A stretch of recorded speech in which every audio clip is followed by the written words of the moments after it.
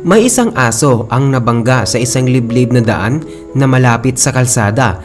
Isang babae naman ang huminto upang tumulong at nagtagumpay na maisakay ang kawawang hayop sa kanyang sasakyan upang dalhin ito sa veterinaryo. Ngunit nangyari ang hindi inaasahang bagay. Alright, kumusta? Welcome back sa Roots TV. Si Jenny Milligan ay nagulat nang makita ang aso nang biglang tumawid mula sa gilid ng kalsada patungo sa paparating na sasakyan. Ang unang sasakyan ay nakaiwas at hindi tinamaan ng aso, ngunit ang pangalawang sasakyan na isang SUV ay ang siyang bumangga sa aso. Nang buksan ang mata ni Jenny ay nakahandusay na ang kawawang aso. Nagalit pa ang driver ng SUV at nagpatuloy sa kanyang takbo. Wala ni kahit isang motorista ang tumigil upang tingnan ang kalagayan ng aso. Natagalan pa si Jenny na tumawid ng 3 linya para makaparada ng maayos. Pagkatapos ay dali-daling nilapitan ng aso. Maraming dugo sa paligid ng aso, ngunit hindi niya magawang matukoy kung saan ito nanggaling. Humihinga pa ang aso, subalit mabilis ang tibok ng puso nito. Nakapikit ang mga mata kahit na sinusubukang galawin ang ulo nito. Alam ni Jenny sa oras na iyon ay kailangang dalhin agad ang aso sa malapit na veterinaryo, kundi mamamatay ito sa loob ng maikling panahon. Tumakbo si Jenny pabalik sa kanyang sasakyan, sumakay at umaatras ito papunta sa aso. Ngunit kinakaharap niya ang susunod na hamon. Paano mailalagay ang aso sa loob ng sasakyan at papaano niya ito bubuhatin? At ang posibilidad ay baka masaktan palalo ang aso dahil sa natamo nitong sugat. Tumakbo siya pabalik ng kanyang sasakyan, binuksan ang trunk at binuksan ang kanyang gym bag. Kumuha si Jenny ng 2 malalaking tuwalya mula sa kanyang bag at mabilis na bumalik sa aso. Ginamit ni Jenny ang isa pang tuwalya upang takpan ang katawan nito at iniisip na gagamitin ng isa para subukan itong iangat. Sa pagitan ng kanyang pagtakbo ay may isang binata na huminto sa harap ng sasakyan ni Jenny. Lumapit siya at agad na nagpapakilala bilang Peter na nagkataon na nagmula rin sa animal shelter. Nakita ni Peter si Jenny at ang sugatang aso sa tabi ng kalsada at hindi rin nagdadalawang isip na huminto. Sa loob ng 1 minuto ay alam na ni Peter ang sitwasyon. Tulad ni Jenny, siya ay nag-aalala sa posibleng spinal injury na mas lalong mapanganib kung hindi maiangat ang paglipat ng aso. At may posibilidad din ng internal bleeding at hindi matukoy kung gaano kalaki ang pinsalang nangyari nang walang pagsusuri ng veterinaryo. Mas nakakabahala sa kanya ang pagdurugo. Tinanong ni Peter si Jenny kung pwede niya itong halughugin ang sasakyan na posibleng magkakatulong sa kanilang dalawa. Binato ang susi kay Peter at naghintay sa tabi ng aso habang naghahanap ng mga gamit. Binuksan ni Peter ang hatch at iniangat ang parcel shelf. Ito ang gagamitin natin na stretcher, sabi niya, upang maiwasan ang mga problema sa spinal cord. Inutusan niya si Jenny na itaas ang kanyang tuwalya at nilagay sa paligid ng parcel shelf. Pagkatapos ay itinabi sa aso. Ngayon, ang susunod na hakbang ay itaas ang aso. Ipinaliwanag ni Peter na kailangang panatilihin nilang maayos ang likuran ng aso. Binalaan rin ni Peter si Jenny na maaaring mapahamak ang aso sa pagsubok na ito. Maaaring ito'y mangangagat o mang-struggle. Sa kanyang pag-angat ay nagtagumpay silang i-roll over ang aso sa improvised stretcher hanggang sa ito'y nakahiga sa gilid at ibinalot ang aso ng tuwalya. Ipiniliwanag ni Peter na mas malaki ang likuran ng kanyang sasakyan kaya't iniangat nila ang aso at ini-slide ito papasok ng kanyang sedan.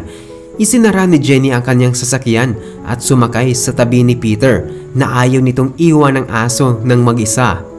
Ang biyahe papuntang vet ay hindi lalagpas ng 15 minuto. Sa likuran ay unti-unti nang nagigising ang aso, maaring dahil sa sakit o maaring injury dahil sa aksidente. Ngunit umiiyak ang aso at nagtatangkang kumuha ng tuwalya mula sa ibaba. Agad naman hinawakan ni Jenny ang kamay at nagsabi ng mahinahon. Nag-aalala naman si Jenny, ngunit nangyari ang hindi inaasahan. Kahit na nasa kalituhan at sumasakit na katawan, ginamit ng aso ang kanyang harapang paa upang ituro ang kamay ni Jenny patungo sa braso ni Peter.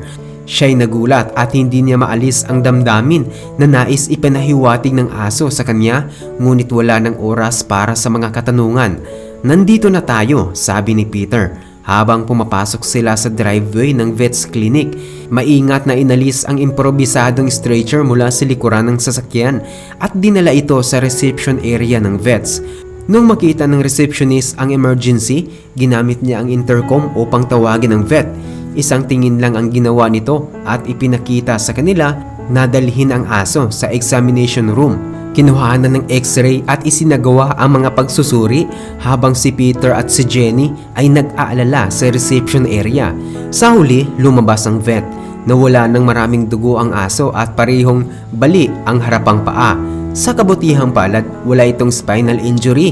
Ngunit tulad ng kanilang agam-agam, nag-aalala ang vet sa posibilidad na internal bleeding.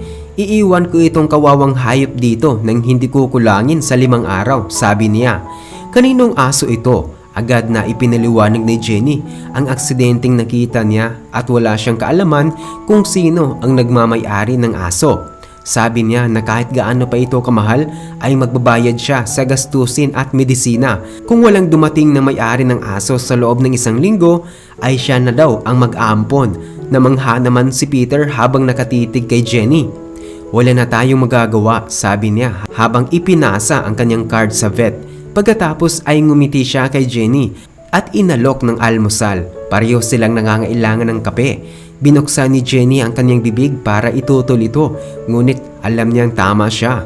Sa mga araw na ito ay medyo magulo ang pag-iisip ni Jenny dahil kamakailan lamang siyang lumipat sa Los Angeles matapos ang kanyang hiwalayan sa kanyang fiancé. Wala pa siyang kaibigan at nagsisimula ng maging malungkot ang kanyang buhay.